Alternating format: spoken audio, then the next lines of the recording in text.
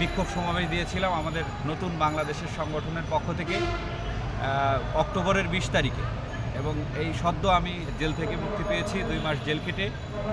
তো আমি কাশেমপুর কারাগার থেকে যখন কাশেমপুর 2 কারাগারে আমি বন্দী ছিলাম, সেখানে প্রায় 400-র মতো বিডিআর সদস্য এই মুহূর্তে সেখানে বিনা বিচারে 17 বছর প্রায় জেল খাটছে। এবং তাদের সাথে বিশেষ করে আমি যে রুমে ছিলাম, একটি করুণ ঘটনা বলি, সেটি হচ্ছে অসীম কুমার কুণ্ডু মাগুরাতে বিডিআর সদস্য। তার যখন এই চাকরি যখন সে জেলে গেছে, তার আগে তার হাতের আংটি বদল হয়েছে বিয়ের জন্য। এই আংটি বদলের পরে শেষ করে যখন সে ঢাকায় আসছে, তখন তাকে গ্রেপ্তার করা হয়। আজকে যে মেয়ের সাথে তার বিয়ে হওয়ার কথা ছিল বিডিআর সদস্য অসীম কুমার কুণ্ডু, আজকে বাচ্চাসহ সেই বিবাহ তার সাথে না হয়ে অন্য ইয়ের সাথে বিবাহ হয়েছে এক ব্যক্তির সাথে, সেখানে জেলখানায় বাচ্চাসহ দেখতে এসেছে। আজকে বয়স তার 50 হয়ে গেছে, সে চিরকুমার রয়ে গেছে। এই যে বিডিআরের যে করুণ পরিণতি, আজকে আংটি বদল করা হয়েছে, সে বিবাহ করতে পারলো না। আজকে তার মতো অসীম কুমার কুণ্ডুর মতো আজকে অনেকগুলো ব্যক্তির সাথে যখন আমি প্রতিদিন সকালবেলা হাঁটতে বেরোতাম, সকালে মর্নিং ওয়াক করতে বেরোতাম, যখন তাদের কথাগুলো শুনতাম, আমার কাছে মনে হতো যে আমি যে আজকে দ্রব্যমূল্যের উপরে কর্মসূচি দিয়ে জেলখানায় এসেছি, আজকে আমি তো মাত্র কয়েকদিন জেলখানায় এসেছি, আমার কাছে কিভাবে এই জেলখানার কষ্ট মনে হয়। আজকে তারা 16 বছর, 17 বছর, কেউ 15 বছর জেলখানায় আছে, তাদের কিভাবে আজকে এত বছর কেটে গেল।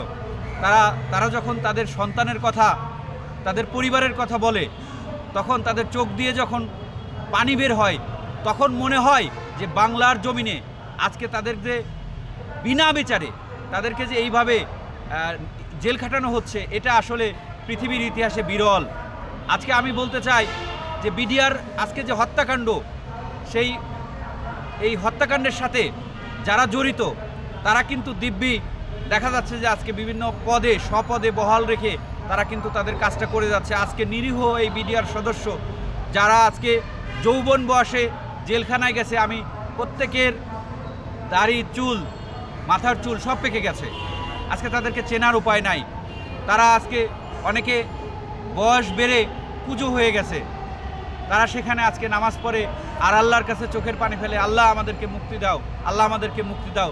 কিন্তু আসলে আল্লাহর কাছে বিচার চাচ্ছে এখন যারা ক্ষমতায় আসছে, বিশেষ করে বিডিআরের এই বিষয়গুলো নিয়ে, যেহেতু বিনা অপরাধে তারা জেল খাটছে, কেন এই বিষয়গুলো নিয়ে গড়িমসি করা হচ্ছে আসলে আমাদের বোধোদয় হচ্ছে না।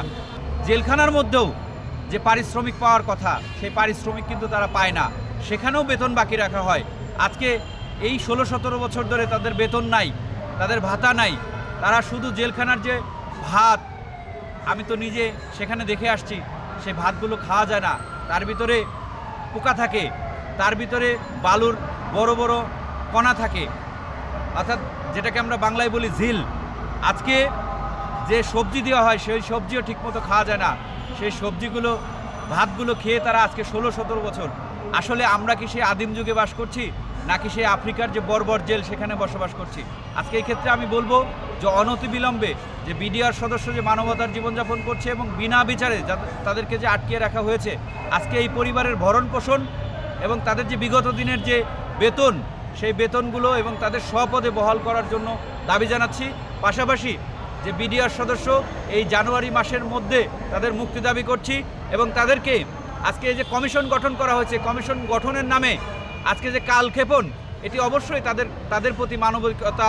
এবং আজকে যদি শেখ হাসিনার যদি যুদ্ধ অপরাধী বিচার, এই হত্যাকাণ্ডের জন্য দ্রুত ট্রাইব্যুনাল গঠন করা হয়, তাহলে এই বিডিআর সদস্যদেরকে যারা বিনা অপরাধে জেলখানায় এত বছর ধরে আটকিয়ে রেখেছে, তাদেরকেও এই আন্তর্জাতিক যে ট্রাইব্যুনাল আছে, সেই ট্রাইব্যুনালে বিচারের আহ্বান জানাচ্ছে।